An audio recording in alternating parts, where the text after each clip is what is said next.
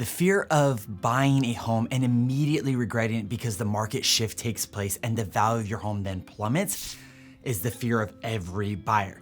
But with the right knowledge backing your decision, you can take advantage of endless opportunities while others sit on the sidelines. If you're on the fence about buying a home or maybe upgrading to your dream home because you're uncertain if the real estate market crash is imminent, this video will be exactly what you need to be able to make that move forward more confidently. Now, I'm Karl Kyler, your San Diego realtor, and today I am cutting through the noise and the clickbait garbage headlines with clear, data-backed insights to debunk the fear-based predictions surrounding the real estate market. In this video, I will unveil to you 4 concrete reasons why the San Diego real estate market, and for the most part, the overall housing market, isn't heading for a crash. I'll share with you current conditions in a perspective that helps you if you're looking to buy or if you're a seller looking to buy. Now, real quick, if you're ready to explore which neighborhood might be the best fit for you now, that's what I'm here for. People like you reach out to me every week to help them with their next move, whether it's buying or selling here in San Diego. Let's connect to discuss your goals and how I can help you reach them. You can reach me directly by phone or through any of the contact methods I listed in the description below. First off, let's take a quick look back to understand why the 2008 crash unfolded the way it did. Why 2008? Because that's what probably 99% of every economic doomsdayer is basing their predictions off or relating to. If you're familiar with the movie The Big Short, you might skip ahead using the timestamps below. If you haven't, here's a brief rundown. The 2008 crisis, often a painful memory for many, was fueled by a mix of risky bets and poor decisions. Banks were issuing mortgages out too freely, especially the so-called ninja loans, meaning they required no job, no income, or assets to qualify. Essentially, these loans were given to individuals who were less likely to actually be able to afford them. Now, these mortgages start out with low interest-only payments, meaning for the first few years, borrowers only paid interest without reducing the principal. Banks assumed that rising home prices would enable borrowers to refinance or sell at a profit before higher payments kicked in. Further complicating matters, banks often restructured these mortgages as 80-20 loans to avoid mortgage insurance. For a $500,000 home, you'd get a $400,000 primary mortgage and a $100,000 secondary, fully financing the purchase with no payment down. The risk was extremely high for banks and practically nothing for borrowers. Banks then packaged these risky loans into securities and sold them to investors portrayed as safe investments. But when home prices stalled, these securities collapsed in value as borrowers couldn't refinance or sell, sparking a financial meltdown. This disaster was rooted in irresponsible lending, excessive borrowing, and insufficient regulation, a shaky foundation that led to widespread financial distress when the housing bubble finally burst. But remember, that was then. Today's market operates under far stricter regulations, making a repeat of 2008 unlikely, practically impossible. Now let's explore the 4 key reasons why a similar crash isn't expected anytime soon. Diving into our first major reason why a 2008-like crash isn't on the horizon, the drastically improved lending practices. Let's break down these changes so you can see how they have been key in safeguarding our market. First up, the standard for loan documentation has undergone a total overhaul. Unlike the pre-2008 era where ninja loans, no income, no job, or asset required, were an overwhelming majority of the loans being issued on the market, today's loans demand full documentation. That means every borrower has to thoroughly prove that they have the income, job stability, and assets needed to afford a home. Banks are no longer gambling. They're making calculated decisions on who gets a loan. Moving on, the structure of loans themselves has evolved to promote financial stability as well. Back then, interest-only loans were a ticket to temporary low payments with a financial time bomb down the line. Now, the vast majority of mortgages are structured as principal and interest from the get-go. Buyers are assessed on their ability to handle the full payment, not the initial teaser rates. The shift not only ensures buyers are more financially prepared, but also builds home equity from day one with the principal contribution from each monthly payment. Now, regarding creditworthiness and debt management, the criteria are stricter than ever.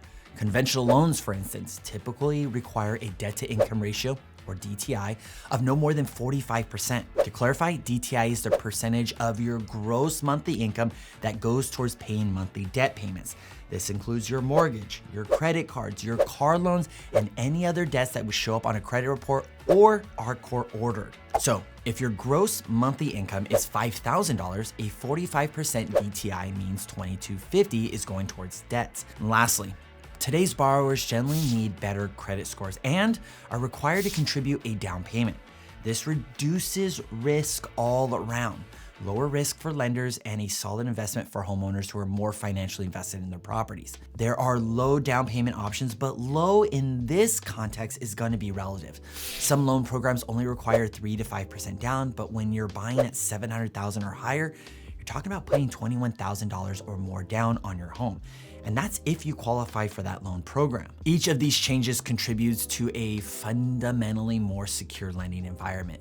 We're looking at a system that's built to maintain its integrity, even in the face of economic shifts. A major overwhelming majority of loans are static, meaning the mortgage payment won't change regardless of what happens in the market. As long as the owner stays employed, nothing would keep them from being able to continue to make the mortgage payment. Now, these lending standards are the foundation to a secure market devoid of a crash like we experienced in 2008. This alone is a major factor that will prevent the mass number of homes from going into foreclosure and then flooding the market, dragging prices down.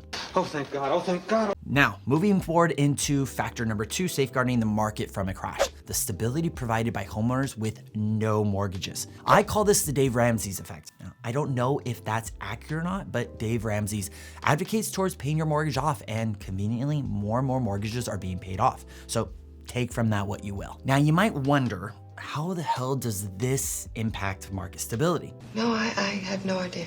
Let me lay out some eye-opening statistics that paint a clear picture of our market landscape. First off, believe it or not, a staggering 40% of homes across the United States is completely mortgage-free. That's right. 2 out of 5 homeowners nationwide own their homes outright without any mortgage hanging over their heads. This is a significant cushion against forced sales or foreclosures, which typically trigger market instability. Now, let's zoom in on California and San Diego. In California, 18% of homes are without a mortgage, and this number is on the rise. Closer to home here in San Diego, almost 31% of homes are mortgage-free. No joke. Ask any other realtor, we're still getting all cash offers on properties of all types. So why does this even matter? In the event of an economic downturn, these mortgage-free homeowners are less likely to be forced into selling their properties due to financial distress. There's no mortgage to default on, no mortgage payment that adjusts, or no recurring monthly debt that consumes a high portion of monthly income of the owner in case they come into financial dire straits like a job loss. What this means is that even if property values dip temporarily, these homes are likely not to flood the market. This dramatically reduces the risk of a sudden increase in supply that could drive down home prices across the board. So when we're considering the likelihood of a housing crash, it's essential to remember this portion of the market that is mortgage-free that will not be contributing to widespread foreclosures and panic selling like we saw back in the 2008 financial crisis. Basically, this keeps the market stable and less likely to crash because there's just not as many homeowners vulnerable to having to sell. But if it is the case that you still are not convinced that improved lender requirements and restrictions, along with a massive portion of the market having no mortgage, is not enough to prevent the market crash, don't worry, I'm not done yet. And factor number 3 that's protecting our market from a crash, incredibly low mortgage rates. As if 40% of the market having no mortgage was not enough, these previous low interest rates aren't just numbers, they're anchors that are keeping people in their home, providing long-term financial security, restricting market inventory, and stabilizing the health of our market. And on top of all of that, these low mortgages also contribute to the lack of inventory that's driving prices up in the long run. Now, believe it or not, a whopping 82.4% of mortgage holders are locked into rates at 5% or lower. Even more impressive, 62% have secured rates below 4%. And about 23.5% are chilling at rates below 3%. What does this mean? It means that a significant majority of homeowners are sitting on mortgage rates that are historically low, and these rates are so low that it's nearly impossible for a mortgage today to beat them. And I say nearly only to cover my tail. Someone would have to pay an outrageous amount to buy down their rate to sub 3 or 4%. I honestly don't even know if it's possible. But why is this important? Because these low rates create a strong disincentive to sell. It's known as the lock-in effect. Think about it this way. If your mortgage is cheaper than the current rent prices, why would you move? You're essentially paying less to own your home than you might pay to rent a similar one here in San Diego. This is especially true here in San Diego, where rent prices have soared through the roof over the last few years, only finally starting to slow down in early 2024 based on the data. Now follow me on this. With these rock bottom rates, the 62% of homeowners with a sub 4% rate are likely to stay put because their costs are at or are better than current market rents. This reduces the number of homes hitting the market. And as I mentioned earlier, with fewer homes for sale, that means less supply to meet demand, which then contributes to stabilizing prices where they are and also continues to drive them up. This all ties back to why we're not likely to see a flood of homes hitting the market and why a sudden crash like 2008 is less and less feasible. Homeowners today have great reasons to hold on to their properties thanks to these low rates. It's a significant buffer against the market instability we saw during the mortgage crisis of 2008. And all these sub 5% loans, these are fixed rate loans that will not adjust and were given to qualified buyers. Buyers with down payments, with qualifying income, and with job history. While you might hear all sorts of doom and gloom elsewhere, right here in San Diego and most of the country, we're sitting pretty with conditions that support a healthy, stable market from crashing. Rounding out our list, number 4 for reasons why we're not on the brink of another real estate market crash, let's talk about an all too often overlooked safety net, loss mitigation. After the last housing crash of 2008, lenders and servicers took a hard look at what went wrong and beefed up their loss mitigation departments to handle problems before they spiral out of control. These efforts are cemented in place to prevent the kind of mass movement of foreclosures that send shockwaves through the market. Now, if you don't know what loss mitigation is the department that essentially has at its disposal a series of strategies to work with homeowners who are in financial distress, helping them to avoid foreclosure. Here are a few of the key programs designed to keep people in their homes. Number 1, partial claim. If a homeowner falls behind on their mortgage due to temporary financial setback, the loan servicer can help bring their loan current. This is done by creating a second mortgage for the amount of the missed payments, also known as the delinquency, which doesn't need to be repaid until the first mortgage is paid off or the home is sold. Next, number 2, loan modification. This is a more permanent solution where the loan terms are adjusted to make payments more manageable for homeowners who have undergone a financial hardship. This typically means modifying the interest rate and or extending the term of the loan. They're taking loans all the way out to 40 years even. And lastly, number 3, one you might be familiar with regards to COVID, is called forbearance. In the case of a temporary hardship, such as a job loss or medical issues, forbearance allows for a pause or a reduction in mortgage payments. Following the forbearance period, various options, including a loan modification or a partial claim, can be employed to help the homeowner catch up on missed payments and adjust the monthly payment amount to fit the homeowner's new financial situation. These tools are powerful ways to prevent widespread foreclosures that typically trigger a real estate market crash.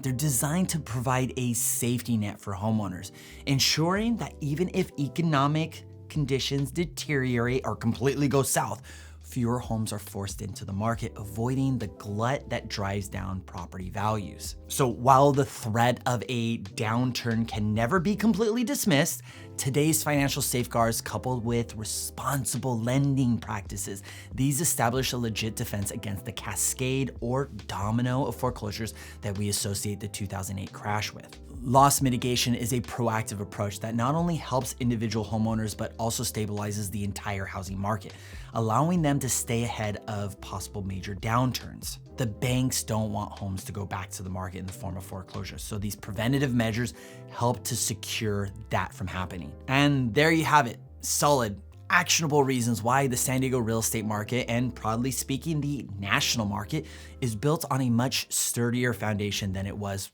over a decade ago, making the likelihood of a market crash almost impossible. Now, I say almost because anything could possibly happen. What's more realistic to happen is a market correction. Market corrections are small blips, small. They usually last for shorter periods of time and either have small reductions in price, or sometimes it's just a flatlining of price. Now that's a wrap for this video. If you're still not convinced that a market crash is not happening in the near future of making this video, I don't know what else to tell you, but feel free to share your thoughts in the comments below and let's discuss and work through them. If this information and data help to settle any unknowns for you, and as a result, you're interested in moving forward in your sale or purchase here in San Diego, give me a call and let's talk. If it's the case you know of someone else who is uncertain of the direction the market is going, send them this video. I'd love to hear everyone's thoughts on what I shared here. As always, I'm Karl Kyler, your San Diego realtor. I'll see you in the next video.